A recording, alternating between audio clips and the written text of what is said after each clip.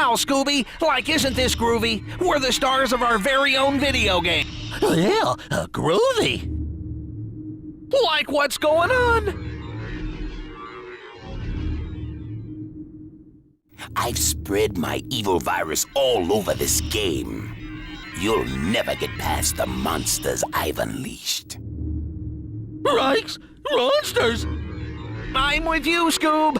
Like, let's get out of here! You can run, but you'll never escape. This is my game now. I say we make like a tree and leave. Hey guys, are you alright? You look like you've seen a ghost. That thing wasn't a ghost! That's strange. My handheld wireless communication system is going berserk. It's like it's been zapped by some sort of virus. I don't like the sound of that. Well, virus. Like, that's it! That scary thing told Scoob and me that it was spreading a virus all over our game! Let me see that, Velma. Seems like it's working again. There's a message in your inbox, Velma. I challenge you to play this game. You'll lose it every time. The phantom virus always wins. Success, it will be mine. Jinkies, a phantom virus. Sounds like a job for Mystery Inc. But how are we going to capture the phantom virus, Fred? By splitting up. Daphne, you and I will go look for a trap. Velma, you stay here and try to determine the exact location of this phantom virus. Scooby, Shaggy, you guys go into the game itself. If you find the virus, get it to follow you back here so we can catch him. Hey, where are you guys going? Who? Us? Oh, us? Come on, guys. We can't do this without your help. Like, sure you can! Would you do it for a Scooby snack? No way! Roll away. Would you do it for 2 Scooby snacks? Well, would you do it for a whole box of Scooby snacks? Velma, old pal, you got yourself a deal! Yeah, yum, yum. Here, take this with you. We can use it to talk to one another. It looks like some of the levels are locked. The only door that's open leads to Japan. You guys can start there. I'll try to get the other doors to open. Oh, this must be a one-player game. How retro. You guys will just have to take turns. Come on, Daphne, let's go find that trap. Good luck, everyone. Hey everyone, welcome back with Bean O Mac, where today we're going to start our new playthrough, our first one of the Licensed Thursday variety, where we play licensed games from big properties. Scooby-Doo obviously is our playthrough in this case, but it could be, SpongeBob, adult cartoons, like Simpsons, Family Guy, movies like Kung Fu Panda, Shrek, whatever. But we're going to start off with Scooby-Doo and the Cyber Chase. That's what you guys voted for in the poll.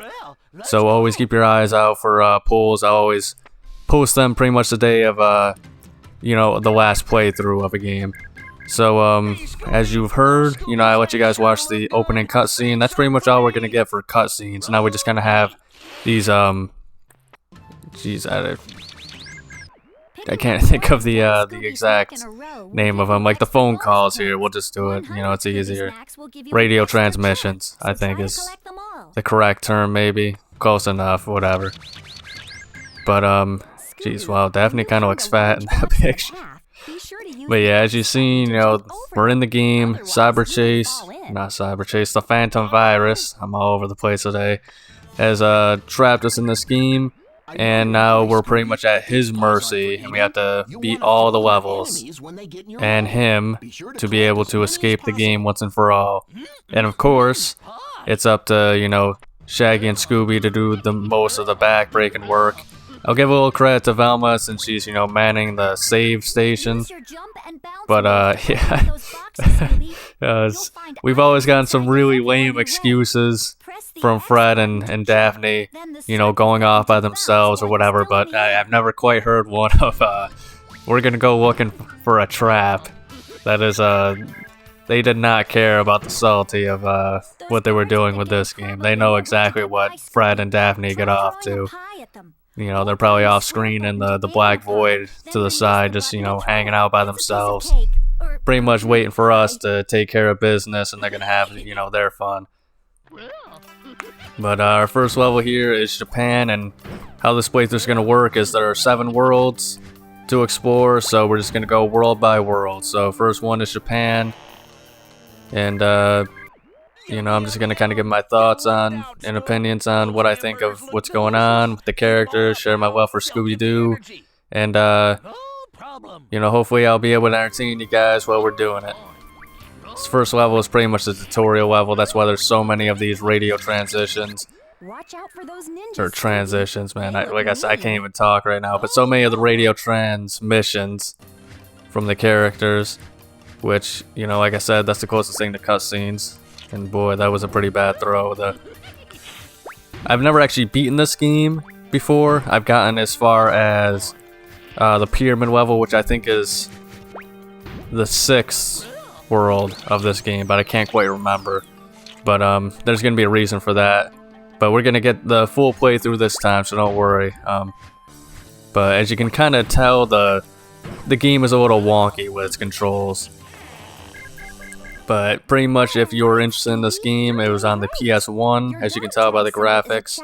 Which is interesting because it was actually, the Cyber Chase came out in 2001.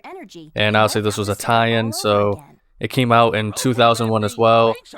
And that was, you know, almost a few months at least after the PS2 had released. The PS2 released in 2000. And even more interesting is the fact that this game actually became a greatest hits, which is where you sell at least 1 million copies of your game on a particular console. It became a greatest hits title in 2003, so I think it just kind of shows how popular it was to kind of hold on to your consoles, and you know that backwards, you know, gaming was still kind of a big deal at the time. You know, I remember when I was growing up, yeah, I had the PS2, you know, a few years after it released, but I was still playing the N64, the PS1, you know, old consoles after the fact.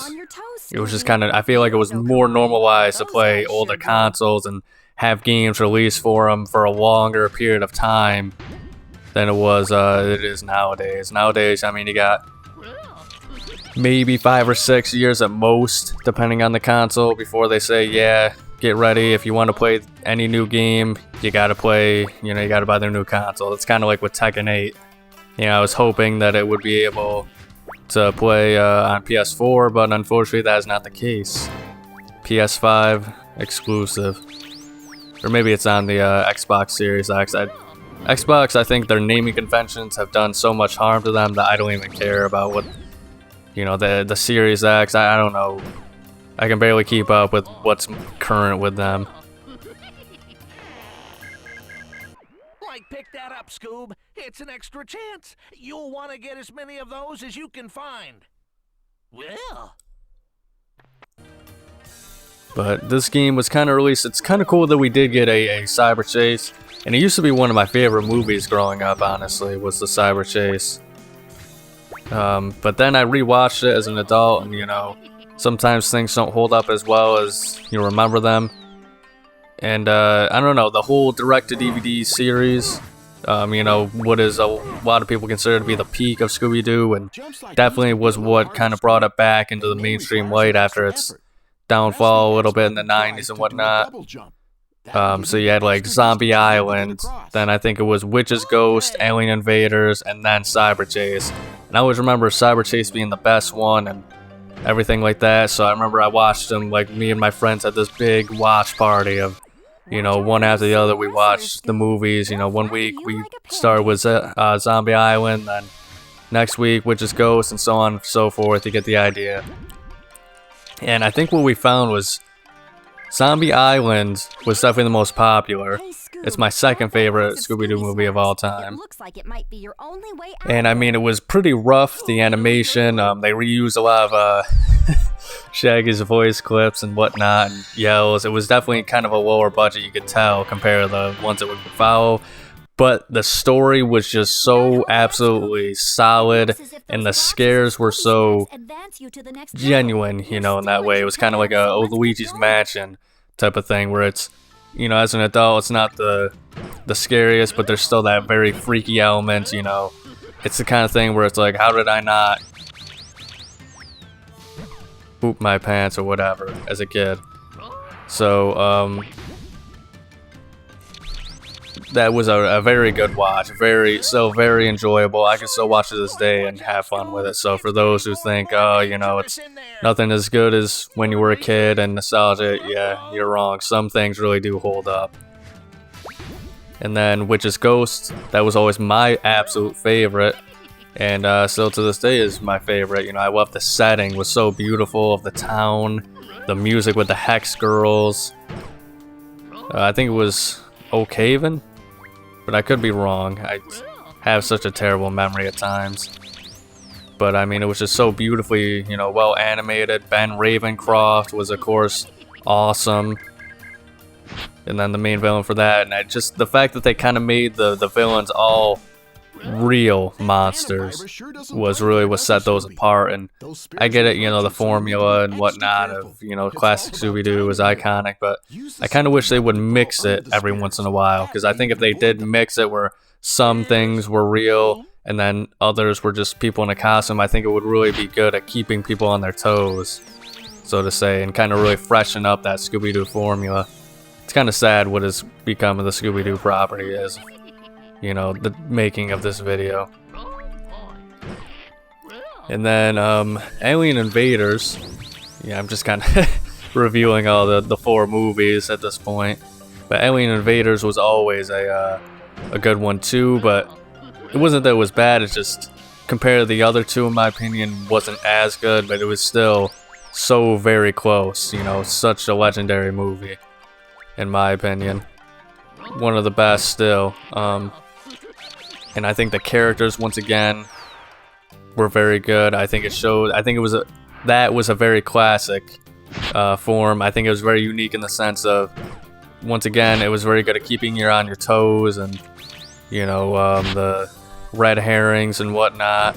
And I think it kind of, in a weird way, it ties back to the roots of Scooby-Doo a lot better than, you know, the other 2 movies did. And then, of course, Cyber Chase. Once again, it's a pretty good movie, but it just felt like it definitely was the one where it's like, okay, this is definitely the pandering, kiddish kind of one, where it's like the cool concept of it. You know, the concept of them being in a video game and all that stuff was awesome, and that's why I loved it as a kid. But then I watched it, and, you know, once again, I'm kind of an outlier in this one. I don't think it was a bad movie at all, but I just think compared to the first 3 that they had, you know, it just wasn't as entertaining, I thought. And I remember the Phantom Virus being a lot more prevalent than he ended up being, but still a very cool villain, a very great idea for a villain. I like the execution of it and just the thought process they went into it. Still better than anything we've seen in a very long time of the Scooby-Doo series. And of course, I mean, obviously of all of them, that is going to be the best one to translate into a game, and here we are now. So this game is kind of pretty much like a Crash Bandicoot Scooby-Doo type game is how I look at it. And the platforming is a bit wonky. That was kind of why I never actually beat it in the first place, but it's been a long time since I played it, so hopefully I'm going to be able to get a hang of the controls. As you can see, I've missed quite a few times, but you know, it's just going to require practice and getting used to the physics of the game, because it's a Crash Bandicoot clone, but it's not the best one. And of course, the whole pie throwing mechanic is honestly really bad. Like, if it's just a straight thing like that where I took that guy out pretty easy, no issues. But if it's a case of I kind of have to aim it in a certain way, the flower isn't very reliable in where it's actually going to end up.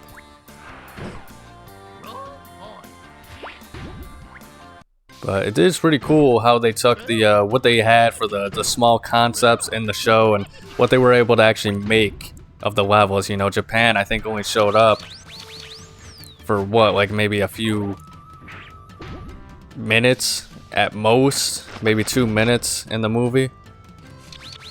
So for them to make a full-blown level out of it, not even 2 minutes, I think it was literally like 30 seconds or something like that, now that I think about it.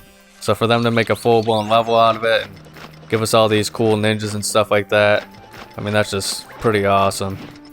Yeah, I've run out of pies, so I gotta... Not a very good demonstration here. You got a finite amount of pies, and this is kind of where I learned my lessons and not just, you know, blow all my pies out in one, you know, level by taking everybody out. And I was able to make it past that guy. But Japan is always a good classic level. Now we're on to the boss. So it's pretty much the formula is you got 2 levels and a final boss. And then once you beat the boss of that level, sometimes it is the Phantom Virus, sometimes it isn't. This time it is that samurai that, if you remember the movie, pretty much Daphne punks out in you know, the montage where they're going through all the levels. So once again, it's a really cool, you know, nod to the movie that they were able to include an actual, you know, thing from the movie in it, which, you know, a lot of times isn't always the case with these licensed games. And I did not I did not understand what I was supposed to be doing right there.